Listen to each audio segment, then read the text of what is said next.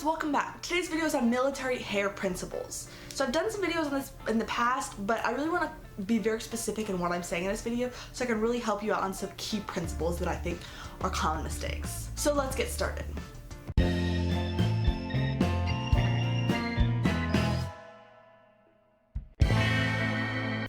The first one I see is wispies.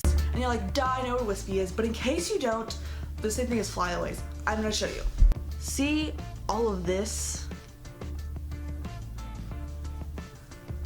All of this. This is what you would call flyaways, wispies. So the solution is, I prefer bobby pins. Now, here's what you do. You put your hair out, and then you pull out the wispies. You know, like, why do I pull out the wispies? It's because they're gonna fall out eventually, so you might as well pull them out and pin them. Pull them out, you pin them, and then you use hair gel, hairspray. And you can do the exact same thing on this side. Hair wispies gone, and then all this extra frizz on the side would be covered by hair gel, hairspray. So then I want to talk about the difference between hairspray and hair gel. Okay, hairspray is something you're gonna wanna use on strictly the bun and braids. Hair glue or hair gel is where you want to use everywhere else. So if you do your buns with this, the slick back like I have, you're going to want to use hair gel. Just put it on your hands and go shoop, shoop, shoop. That's how you do it. And then take your hairspray and spray your bun. Now if you have thin hair, or you're prone to wispies, or you have a lot of hair, or you are just the kind of person who knows it's going to be bad, buy spiking gel, hair glue.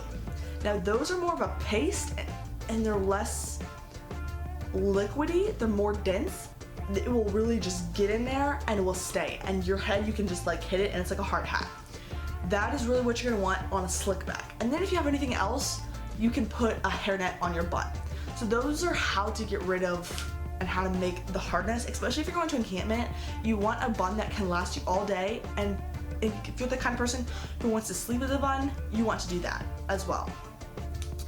So the next thing I want to talk about is the thickness of your bun. Now this is about 3 inches, and 3 inches is how far your bun can be. But if you're anything like me, you kind of judge a person based off their bun. So what I mean by this is, if you have a really crappy bun, I know you're a basic. So one way to look more professional, more mature, and more advanced in your grade is by having a decent bun, especially for all you girls out there. That is seriously how I will judge you and your character and how you act. So if you have a really thick bun, what you probably do is you probably take it, curl it all up, and just the tighter the better. You just keep twisting and twisting and twisting. And you end up with a bun something like this. It's a doorknob, basically. Okay, you see how far that is off my head? And what you probably do is you just bobby pin it down, and you're like, okay, that's good. That is ridiculous. Ever wear a bun like that? I'm judging you, I promise, I'm sorry. Okay, here's the problem. If you use any, like a sock bun, you're adding a whole sock, you're adding a whole donut to your head. So once you have hardly any hair, it's not the way to go.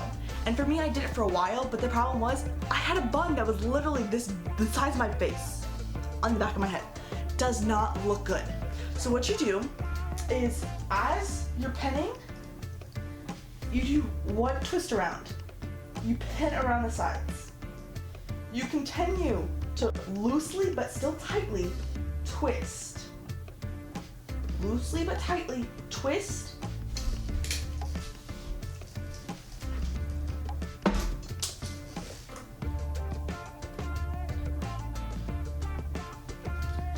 And as you go, you want to be pinning the sides.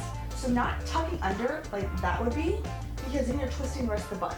But as you're going, flatten it out and pin these edges. I'm not actually gonna do it, but pin these edges right here. And they continue to twist, and then once you get those little edges, tuck them underneath and go through and pin again. So your bun is gonna look flat like that. That is how you want it to look. It's flat, it's big, and if you have a blues collar, it can go right over it. That is how to make a professional looking non-sock bun. These are my best principles.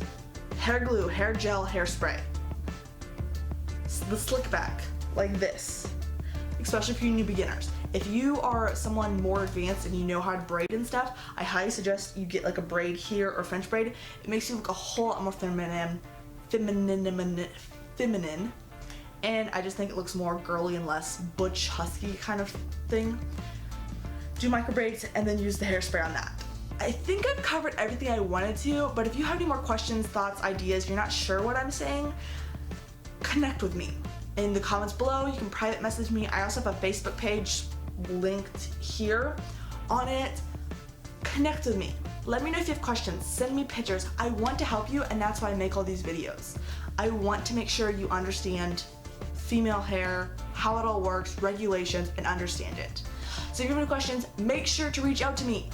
Remember to like this video if you learned something from it, subscribe to keep updated with what I'm saying, and share with all your friends so they're not idiots too.